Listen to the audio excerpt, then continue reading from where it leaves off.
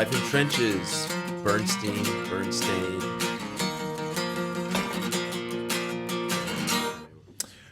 All right. Well, welcome to another episode of Life in Trenches. I had my mind blown a little bit this last couple weeks, and I think maybe it was somewhat in response to finishing Stranger Things on Netflix and the idea of alternate universes being something that was kind of in my stream of conscious. But I recently stumbled across a post on the internet that was talking about a book series that I recall from my my elementary school age years in the 80s, the Bernstein Bears. And I read a lot of the books. If you want to know any background on me, you'll know that there's one thing that I'm really particular about, and that is spelling. And I assume that I got that way because of having read a lot of books when I was a kid. But I read every one of those books. We get this order sheet for the book club or whatever in school, and you'd order however many books. And the ones that I would always order in a certain age bracket was the Bernstein Bears. So I stumbled across a theory, a posting that caught my eye that said something about the Bernstein Bears problem. And the spelling of the Bernstein Bears, it was Bernst, and then there was a hash mark in place of that next letter, and then it finished with IN, Bears. So obviously there was some kind of an issue with the spelling of it, which made me think I probably should check this out. So I go and check it out, and there's a bunch of articles that are written that talk about people's remembrance of this series, and that the spelling, a lot of people said it was spelled Bernstein, and that's how I recall it being spelled. But if you go and find the books series or the VHS tapes or whatever you had back when you were a kid, you'll find that it was spelled Bernstein.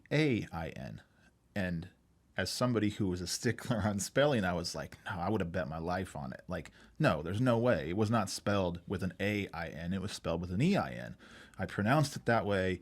I remember the script that it was written in on the books being with an EIN, and so I started looking into this more, and there's apparently a whole slew of people who remember it as I do, and of course then with this either false remembrance or I don't know what else it would be, but people have said that there's this theory that we're now living in that we're in an alternate universe, that this is the clue, the major key.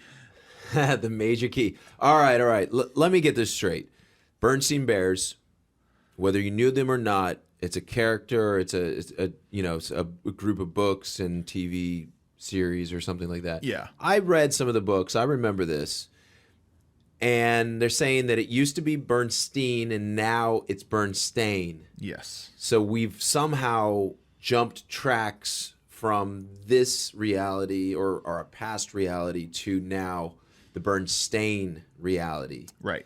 Alternate universe, alternate worlds, the wood between the worlds. So there's there's all these different theories. Like we could have like part of our world is different worlds. Not all of our world has changed, maybe. Yeah. Is that maybe a whole different theory I that mean, maybe I just made up. But here's another thing though.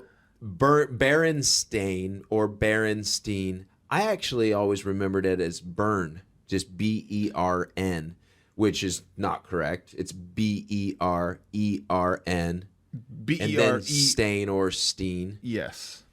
So Stein. What about Stein? maybe it was one of those things that as a kid, no one really knew as a kid how to pronounce that, so you came up with your own way of pronouncing it. I don't know.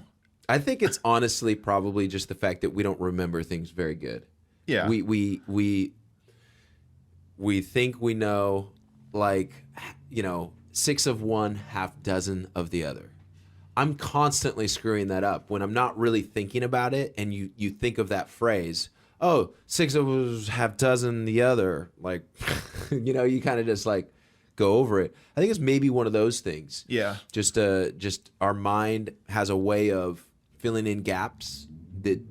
So when you see something, if you miss part of it, your mind can just fill that in. Yeah. And I think your mind can do that with memories. Your mind can do that with a lot of things. And so they teach you when you're learning how to speed read to take everything in as a whole, like a sentence or groups of words together, rather than reading each individual word, because your mind works that way. It can handle that because for the most part you're going to be correct. Yeah. But now and then, when it's something subjective like Bernstein or Stain, your mind doesn't necessarily know what's right. It's just going to go with what's more common. And what's more common is Steen. Yes. So we're nowhere. We're nowhere. We may be in an alternate universe. And that's our only clue so and far. It may be as simple as just false memories from our childhood and just not really having paid attention back then. And the fact that we don't have the digital sort of way of capturing things like we do now. Right. Where, I mean, you take a picture and it's going to be that picture forever. Unless you're in Back to the Future. Unless you're in Back to the Future. All right, so I think we solved this thing. Let us know in the comments what you think. Do you remember it as Bernstein or Bernstein? And what about this whole Bern or Baron? Because I know I'm doing that a little wrong as well. There you go. Let us know. On to the next. I think we solved that caper.